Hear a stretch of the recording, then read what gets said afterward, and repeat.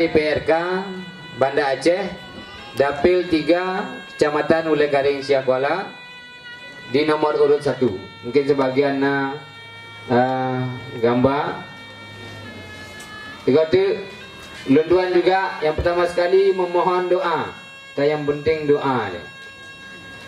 Memohon doa yang pun terpilih dia. Doa pun dat apabila punya get kelun ni puto. Apabila punya hana get kelun, biarlah orang lain yang lebih mampu dan bermanfaat untuk masyarakat. Menyana mungkin dengan keterbatasan dan tidak sesuai dengan harapan masyarakat selama ini, menyawadana yang lain yang lebih yakin bisa berbuat.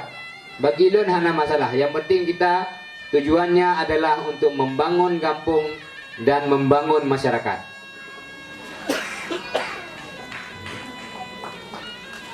Yang terpenting bagi lun adalah bukan saya terpilih sebagai anggota dewan di 2019. Yang penting siapapun yang terpilih, orientasinya adalah membangun Kampung Lamptih untuk kemaslahatan bersama. Lanjutkan, Pak Kendu.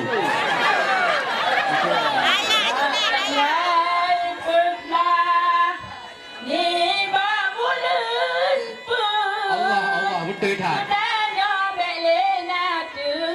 Allah, betul tak?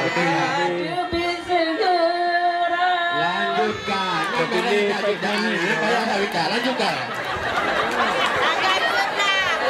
Bapak kecil Isnaini, hati dan murah, tak deramu lagi mutama, ngon bijaksana. Allah.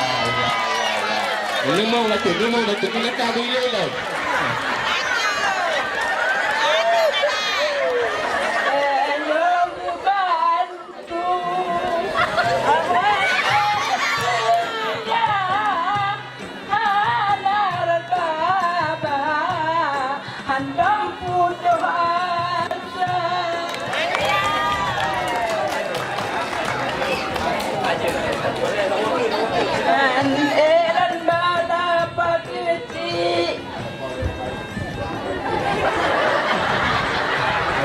Minta maaf lagi.